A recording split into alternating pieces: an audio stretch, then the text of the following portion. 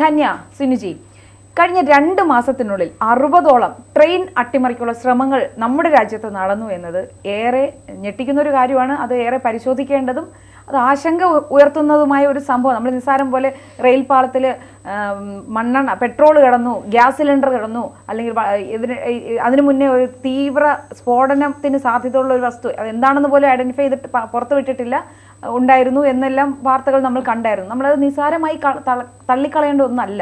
അത് ശരിക്കും ഇപ്പോൾ നമ്മൾ ആലോചിക്കുകയാണെങ്കിൽ ഈ ഇസ്രായേൽ ഹമാസ് യുദ്ധങ്ങളിൽ, പോരാട്ടങ്ങളിൽ നടക്കുന്ന ഇപ്പം ഈ അടുത്ത കാലത്ത് വന്നതുപോലെയുള്ള പൊട്ടിത്തെറികൾ പോലെ വലിയൊരു പൊട്ടിത്തെറിക്കൊക്കെ സാധ്യതയുള്ളതാണ്. കാരണം ഒരു ട്രെയിൻ അട്ടിമറി എന്ന് പറയുമ്പോൾ 1-2 പേരല്ല ഒരു ട്രെയിൻ യാത്രയിൽ വരുന്ന ഒരു രാജ്യത്തിൻ്റെ സാമ്പത്തിക ഭദ്രതയെ തന്നെ തകർക്കാൻ പ്രാപ്തിയുള്ളതാണ് ഈ ഒരു ട്രെയിൻ അട്ടിമറി എന്ന് പറയുന്നത്. അപ്പോൾ ഈ ഒരു സംഭവത്തെ ശരിക്കു പറഞ്ഞാൽ വളരെ സീരിയസ് ആയി കണ്ട് അന്വേഷണങ്ങൾ നടത്തി ആരാണ് അതിന് പിന്നിലെന്നത് കണ്ടുപിടിക്കേണ്ടതല്ലേ? തീർച്ചയായിട്ടും 2 മാസത്തിനുള്ളിൽ 60ഓളം ട്രെയിൻ അട്ടിമറി ശ്രമങ്ങൾ നടന്നു എന്നുള്ളത് ഒട്ടും ഗൗരവം കുറച്ച് കാണേണ്ട ഒരു കാര്യമല്ല. അതായത് ഭീകരവാദികൾ അല്ലെങ്കിൽ വിഘടനവാദികൾ എന്ന് നമ്മൾ പറയുന്ന ആൾക്കാർ അവരുടെ യുദ്ധതന്ത്രം മാറ്റുന്നു. ഇപ്പം നമ്മൾ പറയുന്ന പോലെ പേജർ ഉപയോഗിച്ച്, വാക്കി ടോക്കി ഉപയോഗിച്ച് ഒരു പുതിയ യുദ്ധതന്ത്രം ഇസ്രയേൽ രൂപീകരിച്ചെങ്കിൽ അതിന് സമാനമായ ഒരു യുദ്ധതന്ത്രം ഇന്ത്യയിൽ ചില ഭീകര സംഘടനകൾ നടത്തുന്നു എന്നാണ് നമ്മൾ ശ്രദ്ധിക്കേണ്ട ഒരു കാര്യം. കാരണം എന്ന് പറഞ്ഞാൽ ഒരു ട്രെയിൻ അട്ടിമറി നടത്തുന്നതിലൂടെ വലിയ തോതിലുള്ള ആളുകളുടെ മരണം, അതാണ് അവർ പ്രതീക്ഷിക്കുന്നത്. അതായത് സാധാരണ 10 വർഷം മുമ്പ് തന്നെ ഇന്ത്യയുടെ അതിർത്തി പ്രദേശങ്ങളിലൂടെ ഭീകരർ നുഴഞ്ഞു കയറുമായിരുന്നു. ഇങ്ങനെ നുഴഞ്ഞു കയറുന്ന ഭീകരർ സ്ഫോടക വസ്തുവായി എവിടെയെങ്കിലും എത്തുന്നു, എന്നിട്ട് അത് പൊട്ടിക്കുന്നു, അല്ലെങ്കിൽ തോക്കുമായി വന്നു ഏതെങ്കിലും നാട്ടുകാരുടെ നേരെ വെടിയുതിർക്കുന്നു. അങ്ങനെയുള്ള സംഭവങ്ങളെല്ലാം തന്നെ ഇന്ത്യൻ ആർമിയുടെ ശക്തമായ കരങ്ങൾ കൊണ്ട് തടുത്തതോടെ ഭീകരർക്ക് രക്ഷയില്ലാതായി. അപ്പോൾ അവർ യുദ്ധതന്ത്രം മാറ്റി. ഇന്ത്യയിൽ ട്രെയിൻ അട്ടിമറി നടത്താൻ പറ്റുമോ? ഇതിനു വേണ്ടിയിട്ടും നമുക്കറിയാം, നമ്മുടെ നാഡീഞരമ്പുകൾ പോലെയാണ് ഇന്ത്യൻ റെയിൽവേ. ലോകത്തിലെ തന്നെ ഏറ്റവും വലിയ റെയിൽവേ സംവിധാനവുമുണ്ട്. ഏതാണ്ട് 4 കോടി ആളുകൾ ഒരു ദിവസം ട്രെയിനിൽ ഒരേ സമയം സഞ്ചരിക്കുന്നു എന്നാണ് കണക്കാക്കപ്പെടുന്നത്. ഇപ്പോൾ ഒരു ട്രെയിൻ നമുക്കറിയില്ല 10-22 ബോഗിയുണ്ട്. ഒരു 3000 മുതൽ 7000 പേർ വരെ സഞ്ചരിക്കും. അപ്പോൾ ഒരു ട്രെയിൻ അവിടെ അപകടത്തിൽപ്പെടുത്തിയാൽ വലിയ തോതിൽ ആളുകൾ കൊല്ലപ്പെടും. അതുപോലെ തന്നെ രാജ്യത്തിൻ്റെ റെയിൽവേ സംവിധാനം മോശമാണെന്ന് പറഞ്ഞ് ആഭ്യന്തരമായി ഈ പ്രതിപക്ഷ കക്ഷികളൊക്കെ വലിയ പ്രശ്നവും ഉണ്ടായിക്കൊണ്ട് വരാം. രാജ്യാന്തര തലത്തിൽ ഇന്ത്യക്ക് മോശം ഒരു ഖ്യാതി ഉണ്ടാകുകയും ചെയ്യും. ഇതൊക്കെ തന്നെയാണ് ഈ ഭീകരർ ലക്ഷ്യമിടുന്നത്. അപ്പോൾ സാമ്പത്തികമായി, സാംസ്കാരികപരമായി, അതുപോലെ തന്നെ നയതന്ത്രപരമായി ഉയർന്നു വരുന്ന ഇന്ത്യയെ തകർക്കാൻ ചില ഭീകര സംഘടനകൾ ഇത്തരം ശ്രമം നടത്തുന്നു എന്ന് പറയാം. ഇപ്പോൾ CCTV ദൃശ്യങ്ങൾ, അല്ലെങ്കിൽ റെയിൽവേ പോലീസ് ഇവർക്കൊക്കെ തന്നെ ഇന്ത്യൻ റെയിൽവേയിലെ മുഴുവൻ സ്ഥലത്തും പോയി നിന്ന് നമ്മളെ രക്ഷിക്കാൻ പറ്റില്ല. അവർക്ക് നമ്മൾ റെയിൽവേ സ്റ്റേഷൻ കയറുമ്പോഴോ ഇറങ്ങുമ്പോഴോ ഒക്കെ പരിശോധിക്കാൻ കഴിയുമെന്നതിനപ്പുറത്തേക്ക് കൂടുതൽ സ്ഥലത്തും ഈ വെളും പ്രദേശം എന്ന് പറഞ്ഞില്ല, വിജനമായ സ്ഥലത്തൂടെ നമ്മുടെ റെയിൽപാതകൾ കടന്നു പോകുന്നു. അവിടെയൊക്കെ അക്രമ സംഭവം ഉണ്ടാകാം. ഇപ്പം ഉദാഹരണം പറയണം, അജ്മീർ എന്ന് പറയുന്ന സ്ഥലത്ത് സിമൻറ്റ് ബ്ലോക്ക് 70 കിലോ ഭാരമുള്ള 2 സിമൻറ്റ് ബ്ലോക്കുകൾ കൊണ്ട് റെയിൽവേ ട്രാക്കിൽ വെക്കുകയാണ്. ജൂലൈ 19 ലക്നൌവിൽ നിന്ന് ഏതാണ്ട് 150 കിലോമീറ്റർ അകലെ മോട്ടിഗഞ്ച് എന്ന സ്ഥലത്ത് വലിയ സിമൻറ്റിൻ്റെ ബ്ലോക്ക് കൊണ്ട് വെക്കുന്നു. ഈ ട്രെയിൻ വേഗത്തിൽ വന്ന് ഇതൊക്കെ ഇടിച്ചിട്ട് ഈ സിമൻറ്റ് ബ്ലോക്ക് ചെറുതായിട്ട് പൊടിഞ്ഞു മാറുന്നു. ഒരിടത്ത് മാത്രം ആ ട്രെയിനിൻ്റെ ബോഗികൾ പാളം തെറ്റുകയും 3 പേർ കൊല്ലപ്പെടുകയും 19 പേർ മരിക്കുകയും ചെയ്തു. ഇതൊഴിച്ച് നിർത്തിയാൽ ബാക്കിയുള്ളിടത്തുനിന്നൊക്കെ നമ്മൾ രക്ഷപ്പെടുകയാണ്. അപ്പോൾ ഡൽഹിയും മുംബൈയും അടക്കമുള്ള സ്ഥലങ്ങളിൽ വലിയ ട്രെയിൻ അട്ടിമറിക്ക് ശ്രമിക്കുകയാണ്. ഇനി UPയിലെ ഫറൂഖാബാദിൽ ഒരു പാസഞ്ചർ ട്രെയിൻ തട്ടിമറിക്കാനായിട്ട് തടിക്കഷ്ണം കൊണ്ട് റെയിൽവേ ട്രാക്കിൽ വെച്ചു. അതുപോലെ തന്നെ കാൺപൂരിൽ ഒരു അലോയ് വീല് റെയിൽവേ ട്രാക്കിൽ കൊണ്ട് സ്ഥാപിക്കുകയാണ്. അപ്പോൾ എത്രത്തോളം വലിയ അട്ടിമറിക്കാണ് ഈ ഭീകരർ ശ്രമിക്കുന്നത്? ഇതിൽ ഏറ്റവും വലിയൊരു അട്ടിമറി ശ്രമം എന്ന് പറയുന്നത് നമ്മുടെ കാളന്തി എക്സ്പ്രസ് ഉണ്ട്. അതായത് ഈ കാളന്തി എക്സ്പ്രസ് എന്ന് പറയുന്നത് പ്രയാഗ്രാജിൽ നിന്ന് ഹരിയാനയിലേക്ക് പോവുകയാണ്.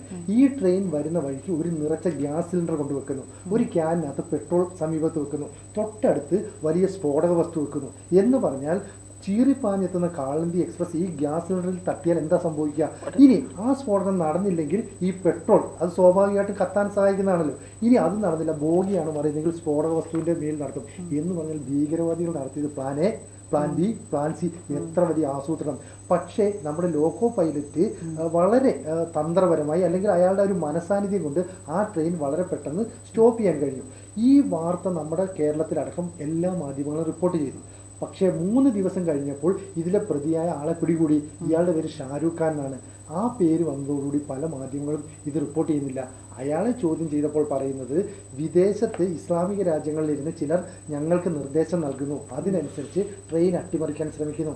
അപ്പോൾ വിദേശ രാജ്യങ്ങളിൽ നിന്ന് ആഹ്വാനം ചെയ്താൽ നമ്മുടെ നാട്ടിലെ ഈ മുസ്ലിം സംഘടനകൾ, തീവ്രവാദ സംഘടനകളുടെ സ്ലീപ്പർ സെൽ ഉണരുകയും ട്രെയിൻ അട്ടിമറിക്കാൻ ശ്രമിക്കുകയും ചെയ്യുന്നു. ഒരു രാജ്യത്തിന്റെ സമ്പദ് വ്യവസ്ഥയെ പൂർണ്ണമായും തകർക്കില്ലേ ഇത്? തീർച്ചയായിട്ടും നമ്മുടെ രാജ്യത്തെ തകർക്കാനായി ഒരുപാട് ഭീകര ശക്തികൾ എവിടെയോ ഇരുന്ന് ഗൂഢാലോചനകൾ നടത്തുന്നുണ്ട് എന്ന് കഴിഞ്ഞ കുറേ നാളുകളായി വരുന്ന റിപ്പോർട്ടുകളാണ്. ഇപ്പോൾ നമ്മൾ കഴിഞ്ഞ വാർത്തയിൽ പറഞ്ഞതുപോലെ തന്നെ ബംഗ്ലാദേശിൽ നിന്ന് ഭീകരർ ഇറങ്ങുന്നു. ഈ ഭീകരർ എങ്ങോട്ടാണ് പോകുന്നത്, എവിടേക്കാണ് പോകുന്നത്, എന്ത് ലക്ഷ്യത്തോടെയാണ് അവർ ഇന്ത്യയിലേക്ക് വരുന്നത്, ആരാണ് ഇന്ത്യയിലേക്ക് എത്താൻ അവരെ സഹായിക്കുന്നത്, ഏത് വഴിയാണ് അവർ ഇന്ത്യയിലേക്ക് നുഴഞ്ഞു കയറുന്നത്, അങ്ങനെ ചോദ്യങ്ങൾ ഒരുപാടാണ്.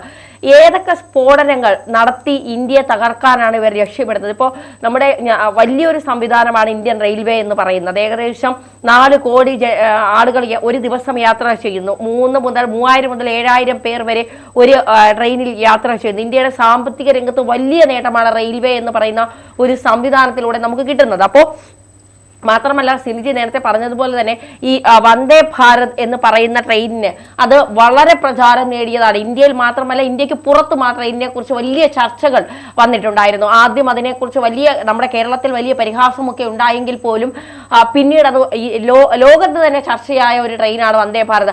പക്ഷേ വന്ദേ ഭാരതിൽ കല്ലെറിയുന്നതും ചുറ്റിക കൊണ്ട് അടിക്കുന്നതും അതിനെ പൊളിക്കാൻ ശ്രമിക്കുന്നതും ഒക്കെയുള്ള ചിത്രങ്ങൾ പലപ്പോഴും നമ്മൾ കണ്ടിട്ടുണ്ട്. പക്ഷേ ഇപ്പോൾ നമുക്ക് അഭിമാനിക്കാവുന്ന ഒരു കാര്യം, വന്ദേ ഭാരത് എക്സ്പോർട്ടിന് ഒരുങ്ങുന്നു എന്നുള്ളതാണ്. ഇതൊക്കെ പലരെയും വലിയ രീതിയിൽ അസ്വസ്ഥരാക്കുന്നുണ്ട് എന്നുള്ളതാണ്. അപ്പോൾ ഇന്ത്യയിൽ എങ്ങനെയും ഒരു മോദി വിരോധം നിറഞ്ഞു നിൽക്കുന്ന കുറെ മുസ്ലിം രാജ്യങ്ങളുണ്ട്.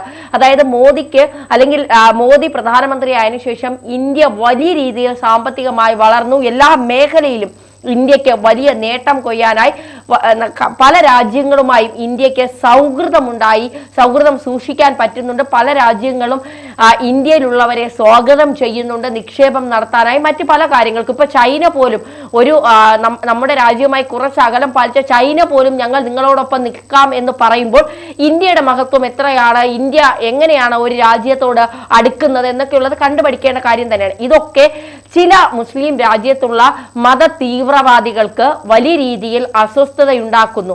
അതുകൊണ്ട് തന്നെ ഇന്ത്യയിൽ ഒരു അട്ടിമറി അവർ ഗൂഢാലോചന നടത്തുന്നുണ്ട്. അത് ഏത് വഴിയും നടത്തുക എന്നുള്ളതാണ്. ഇപ്പോൾ 60 ട്രെയിനുകളൊക്കെ അട്ടിമറിക്കാൻ ശ്രമിച്ചു എന്ന് പറയുമ്പോൾ ഒരു വലിയ ദുരന്തം ഇന്ത്യയിൽ ഉണ്ടാക്കി ഇന്ത്യയെ തകർക്കാനുള്ള ശ്രമങ്ങളാണ് നടത്തുന്നത്. എങ്ങനെയും ഇന്ത്യയെ തകർക്കുക എന്നുള്ളതാണ്.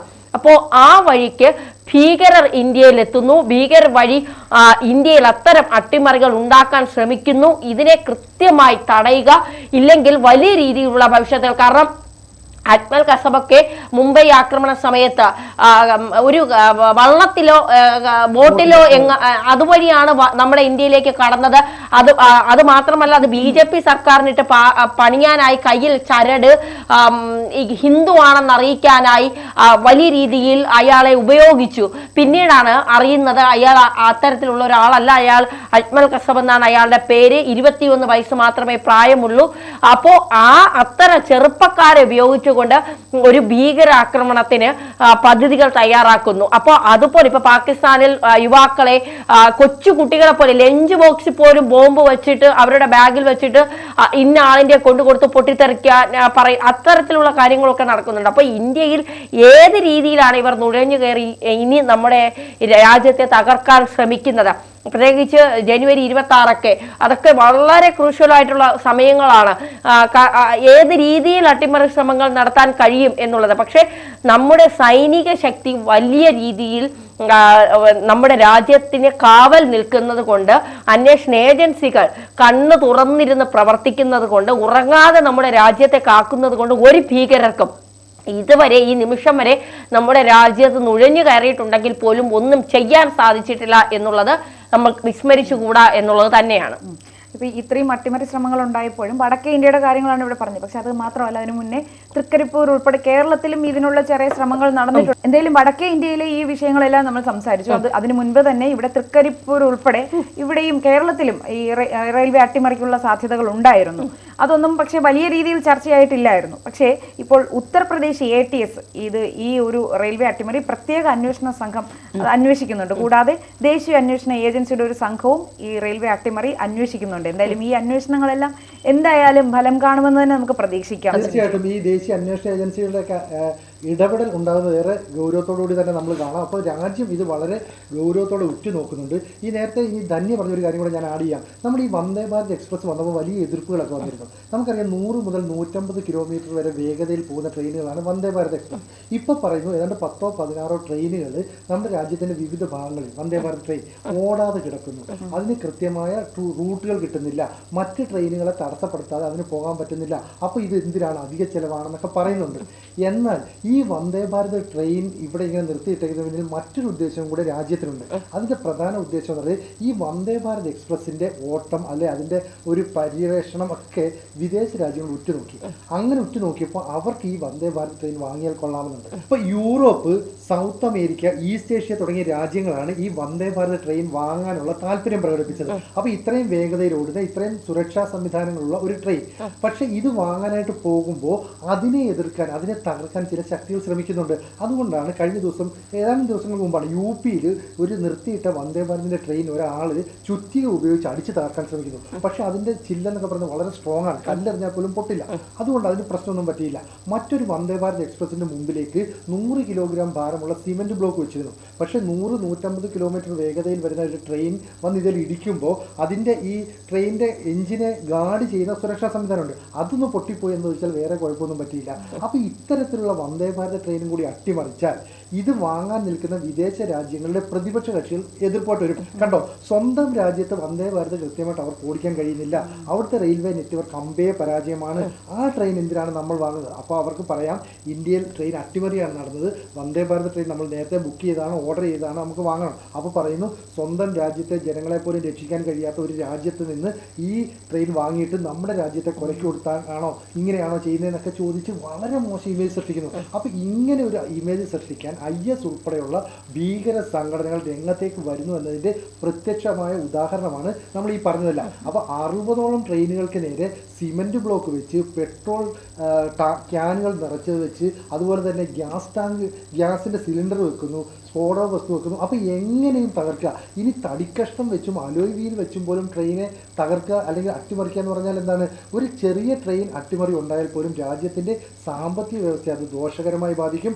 വളർന്നുകൊണ്ടിരിക്കുന്ന ഒരു രാജ്യത്തെ ലോക രാജ്യങ്ങളുടെ മുന്നിൽ ഇല്ലാതാക്കാൻ അത് സഹായിക്കും. അപ്പം നമ്മുടെ രാജ്യത്തെ റെയിൽ സംവിധാനം അമ്പേ പരാജയമാണ്, ഇവർക്ക് ഇതുമായി മുന്നോട്ട് കൊണ്ടുപോകാൻ പോലും അറിയില്ല എന്ന് വരുത്തി തീർക്കാൻ ഭീകര സംഘടനകൾ ശ്രമിക്കുന്നു. അതുകൊണ്ടാണ് ഇത്തരം ശ്രമം നടത്തുന്നത്. എന്ന് പറഞ്ഞാൽ ഇസ്രായേൽ ഇത്തവണ ബോംബ്, അതായത് ഈ പറയുന്ന പേജറിലും വാക്കി ടോക്കിയിലും ഒക്കെ സ്ഫോടക വസ്തു നിറച്ച് ആക്രമണം നടത്തിയില്ലേ, ഇതിന് ഏതാണ്ട് സമാനമാണ്. ഇന്ത്യയിൽ സ്ഫോടക വസ്തു ഒന്നും ഉപയോഗിക്കാതെ ട്രെയിൻ അട്ടിമറി നടത്തുന്നു. അപ്പം യുദ്ധതന്ത്രങ്ങൾ ലോകത്ത് മാറി മാറി വരുന്നു. പക്ഷേ ഇന്ത്യയിലെ അന്വേഷണ ഏജൻസികൾ ഉൾപ്പെടെ സ്ട്രോങ് ആയിട്ട് നിൽക്കുന്നു.